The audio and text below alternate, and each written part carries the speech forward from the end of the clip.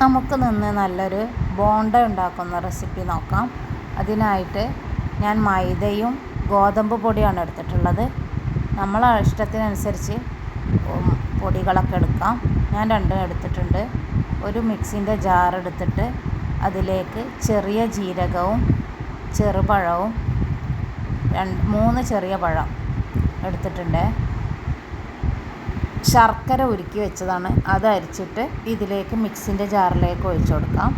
എന്നിട്ട് നമുക്ക് ഈ പഴം നല്ലോണം പേസ്റ്റാക്കി അരച്ചെടുക്കാം. പഴവും ചെറിയ ജീരകവും കൂടി അരച്ചെടുക്കാം.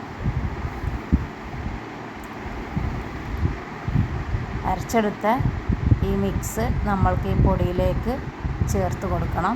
അത് ഈ 2 പൊടിയും കൂടി ഒരുമിച്ച് മിക്സാക്കിയ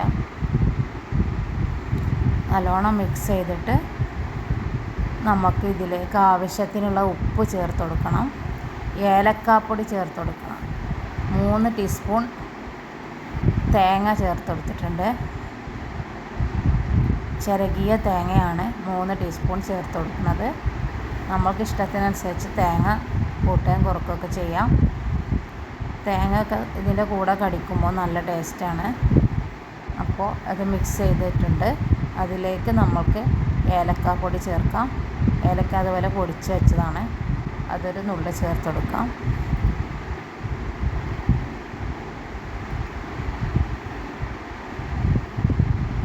അതിലേക്ക് ആവശ്യത്തിനുള്ള ഉപ്പ് ചേർത്ത് കൊടുക്കണം.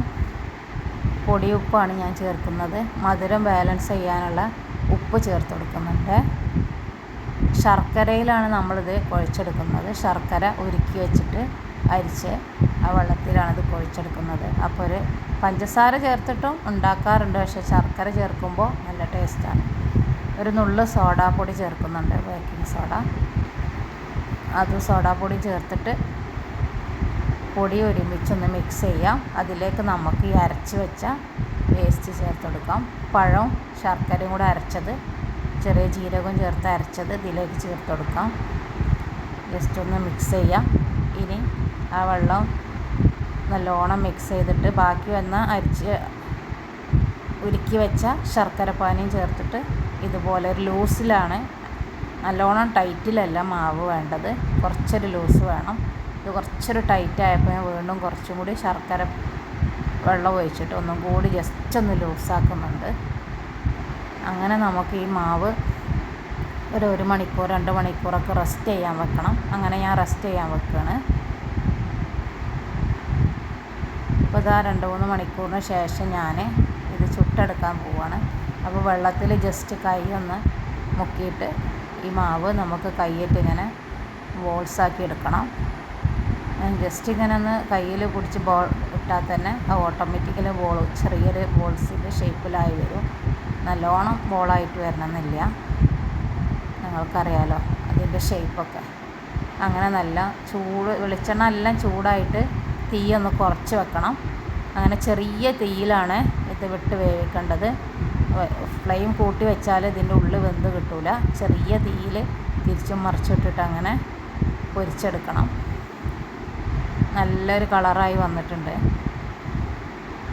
അങ്ങനെ തിരിച്ചും മറിച്ചും ചെറിയ ചൂടിൽ അങ്ങനെ ഇട്ടിട്ട് ഇത് കണ്ടില്ല, ഇപ്പോൾ നല്ലോണം നല്ല കളറുമായി വന്നിട്ടുണ്ട്, നല്ല ഷേപ്പിലായി കിട്ടിയിട്ടുണ്ട്.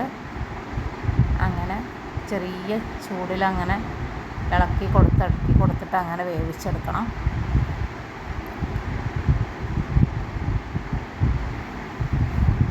നമ്മളെ ബോണ്ട ഏകദേശം റെഡി ആയിട്ടുണ്ട്.